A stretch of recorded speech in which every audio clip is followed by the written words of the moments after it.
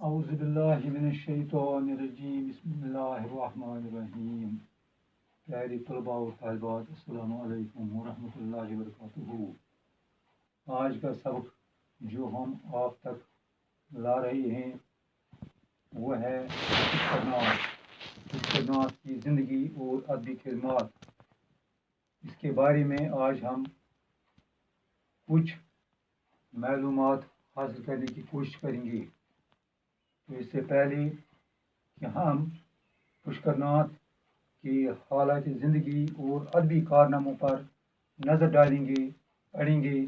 یہاں پر چند الفاظ دیے گئے ہیں، ہم ان کی طرف نظر رکھیں، دیکھیں کہ ان کے معنی اور ان کا مطلب کیا ہے. تو پہلا جو لفظ ہے وہ ہے بٹیار. بٹیار ایک جگہ ہے جو سری نگر میں ہے، یعنی سری نگر شہر میں واقع ایک محلہ ہے، ایک جگہ ہے سری نگر شہر میں، اس کا نام بٹیار ہے، یعنی بٹیار ایک جگہ کا نام ہے.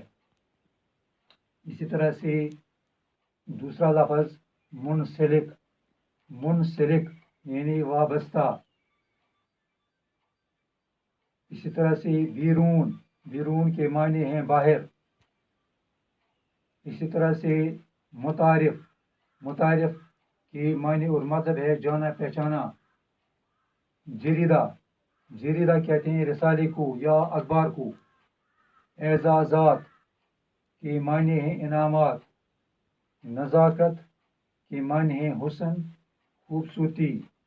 اسی طرح سے اور ایک لفظ ہے ڈکشن، اس کا معنی ہے فن یعنی طریقہ. تو پیارے بچوں، اب آپ سمجھ گئے کہ بورڈ پر جو دیے گئے الفاظ ہیں ان کی معنی کیا ہیں، ان کے مطلب کیا ہیں.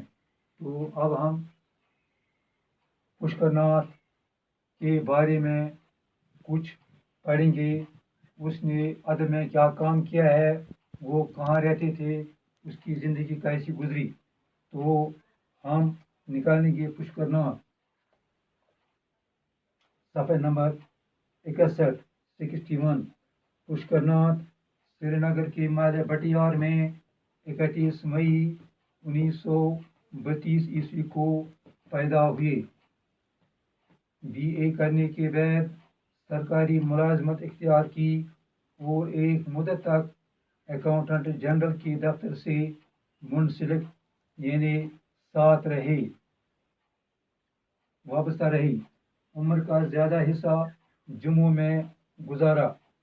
پشکرناتھ ہماری ریاست اور بیرون ریاست کے ادبی حلقوں میں اچھی طرح متعارف ہیں، انہیں جانے پہچانے ہیں.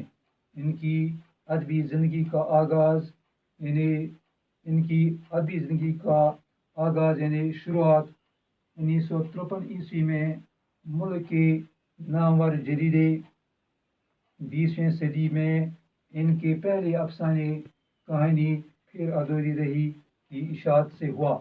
اس کے بعد ان کی کہانیاں برصغیر ہند و پاک یعنی ہندوستان اور پاکستان کے بہت سے رسائل و جرائد میں چھپنے لگیں، جس کا نتیجہ یہ ہوا کہ ہند و پاک دونوں ممالک میں ان کی شہرت ہونے لگی.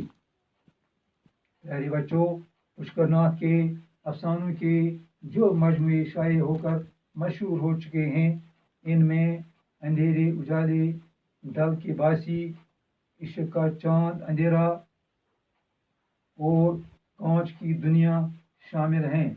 پہلے دو مجموعوں پر انہیں ریاستی کلچرل اکیڈمی کی طرف سے انعامات ملے. افسانوں کے علاوہ انہوں نے بہت سے ریڈیائی اور اسٹیج ڈرامے بھی لکھے ہیں، یعنی انہوں نے ریڈیو کے لیے بھی ڈرامے لکھے ہیں اور اسٹیج پر دکھانے کے لیے بھی ڈرامے لکھے ہیں. ان ڈراموں کو بھی وقتاً فوقتاً اعزازات سے نوازا گیا. ان کو ان ڈراموں کی بدولت بڑے بڑے انعامات اور اعزازات سے نوازا گیا ہے. پیارے بچوں، فنی اعتبار سے पुष्करनाथ की कहानियाँ और ड्रामे ये सबूत फराहम करते हैं कि वो अफसाने और ड्रामे के फ़न की नज़ाकतों से वाकिफ़ हैं। अपने डिक्शन यानी फ़न पर इन्हें महारत हासिल है। अल्फाज का इंतखाब बड़े मुहतात तरीके से करते हैं। कश्मीर से ताल्लुक़ होने की वजह से यहाँ के मनाजिर, फल फूल, दरिया, झरने, चरन व परन, आब हवा और मौसम का जिक्र उनकी कहानियों में अक्सर मिलता है। यानी पुष्करनाथ की कहानियों में ज़्यादातर कश्मीर के मनाजिर मिलते हैं, जिनमें फल फूल, दरिया हैं, झरने हैं, चरन परन, आब हवा और मौसम का जिक्र। पुष्करनाथ की कहानियों से कश्मीर के दुख दर्द को समझने में बहुत मदद मिलती है, क्योंकि पुष्करनाथ को कश्मीर से वाबस्तगी थी। वो कश्मीर के रहने वाले थे, लिहाजा उनको कश्मीर के लोगों के दुख दर्द को समझने में बहुत मदद दी है। पुष्करनाथ जम्मू में इंतकाल कर गए।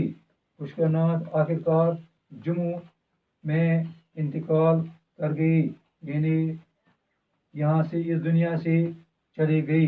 प्यारे बच्चों, इस तरह आपने देखा, आपने पढ़ा कि पुष्करनाथ की ज़िंदगी के बारे में क्या बताया गया है। तो अब हमने आखिर पर चंद सवाल यहाँ पर रखे हैं, तो मुझे उम्मीद है कि आप इन सवालों को अच्छी तरह से बगैर किसी रुकावट के हल कर सकते हैं। इनका जवाब आप अच्छी तरह से दे सकते हैं। तो सवाल नंबर 1 जो है वो है, पुष्करनाथ को किस चीज़ पर महारत हासिल है। वो कौन सी चीज़ है या वो कौन सी चीज़ें हैं जिन पर पुष्करनाथ को ज़्यादा महारत हासिल है। सवाल नंबर 2, उन्होंने अपना ज़्यादा वक़्त कहाँ पर गुजारा। वो कौन सी जगह थी, वो कौन सा मकाम था जहाँ पर पुष्करनाथ ने अपनी ज़िंदगी का ज़्यादा वक़्त सर्फ किया, गुजारा। सवाल नंबर 3, वो किन के फ़न की नज़ाकतों से वाकिफ़ हैं, यानी पुष्करनाथ किन के फ़न की नज़ाकतों से वाकिफ़ हैं। तो प्यारे बच्चों, ये 3 सवाल आप अपने घर में बैठकर इनके जवाब लिखने की कोशिश करेंगे।